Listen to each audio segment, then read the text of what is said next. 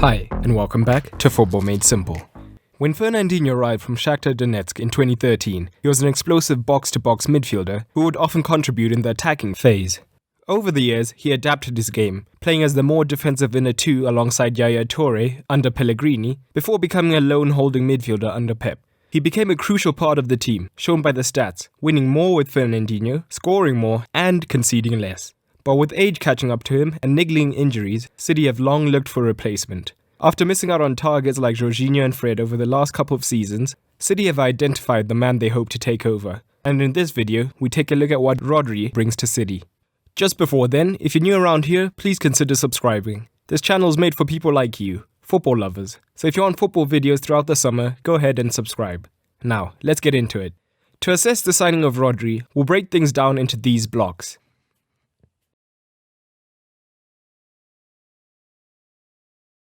Rodrigo Hernandez, or Rodri, used to be a part of the Atletico Madrid academy. However, after being deemed too weak, he left the club for Villarreal. It is here that he established himself as one of the best young midfielders in the league, and Atletico Madrid spent over £20 million to bring him back to the club. Fast forward a year, and City have spent over £60 million to bring him to their club. But Pep has very specific demands for his defensive midfielders, so let's assess these demands very simply in order to see where the Rodri fits in. Defensive midfield is arguably the most important position in a Pep system. They're the fulcrum around which the rest of the team functions. The defensive midfielder begins the first phase of Pep's play by knowing when to stay high up the pitch and when to drop between the centre-backs to get the ball and begin progress up the pitch. This requires positional awareness and being press-resistant, as the opposition are likely to try close them down, and losing possession here would lead to a shot in a good area. Moving forward, the defensive midfielder is playing alongside two number 10s, so he will most likely leave them to do the majority of the playmaking. But he has to remain aware, shuffling across the pitch to provide passing lanes and being the safety player in case the play breaks down. So tackling ability and knowing when to press and when to fall back is important, so positional sense is key. So does Rodri profile like this? Well, Rodri at Villarreal previously played at the base of a diamond, but at Atleti his role changed slightly, becoming more of a central midfielder, being the more defensive inner two, alongside Koke, Saul or Partey. When attacking, Rodri is great at providing passing options for his teammates and being the hub of the team, with only Koke providing more passes than him, and we'll get into these stats shortly. He functions as the metronome, keeping things simple and progressing the ball forward, whilst evading pressure, and due to Atletico's style, this often means quick transitional passes, and he's adept at breaking the lines with a single pass. But he also shows great passing range with 4 accurate long balls per match. Defensively, he's very aggressive, looking to immediately press the opponent. This can translate to rashness, committing many fouls and losing his sense of position, which is something he won't be able to do as the lone holding midfielder at City. But his defensive numbers still look good. A few of his key passes this season were 3.1 tackles per game, 1.2 interceptions, and only getting dribble past 1.1 times per game. He completed 59 passes per game, with 0.5 of those being key passes and a 91% accuracy. So let's compare this to his fellow midfielders in order to get some context. While at Atletico, defensively he completes the most tackles, and only Partey is dribble past less. However, his interceptions are less than Saul and Partey.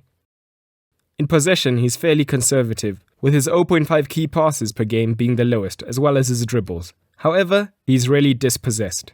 His passing game is what allows him to shine. He completes the second most passes as the hub of the team, and the accuracy of these passes means he's a dependable outlet.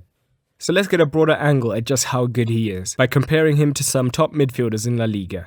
Please note some of the players we'll use for comparison, like Luka Modric, play in a similar role but completely differently. However, they still help as a base for comparison. In addition, all rankings are in reference to central midfielders with at least 20 appearances this season. His tackling game is unmatched in La Liga, with 3.1 successful tackles per match being the most in the league. And this pairs well with the fact he's rarely dribble past compared to the others, ranking 10th overall in La Liga. His preference for a tackle also shows as his interceptions are lower than both Busquets and Casemiro. Rodri is aggressive, committing enough fouls to rank 10th in La Liga, an area which he may look to improve, in addition to the fact that he gets dispossessed more often than many of his counterparts. His key passes are fairly low in comparison, but again, this may be a function of his style of play in addition to the team's style of play. His passing stats rank well, with his 59 passes per game ranking him 8th in La Liga. Impressive considering his team on a possession heavy side and that his completion rate is really high. Now, let's come to the Premier League, where the comparison will be against selected deep-lying midfielders. We'll start defensively. Again, his 3.1 tackles per game are well ahead of selected contemporaries, a positive sign. In fact, he would have ranked 4th in 2018-2019. Matic is dribbled past slightly less often, but Rodrigo is still ahead of most of the others, and his interceptions fall roughly in line with the rest of the midfielders. However, again, his foul rate and his dispossession rate are parts of his game that he definitely has to improve if he's to play consistently under Pep. His key passes as a deep-lying midfielder aren't particularly high, however they fall within the normal range and his dribbling rate is fairly good compared to the others.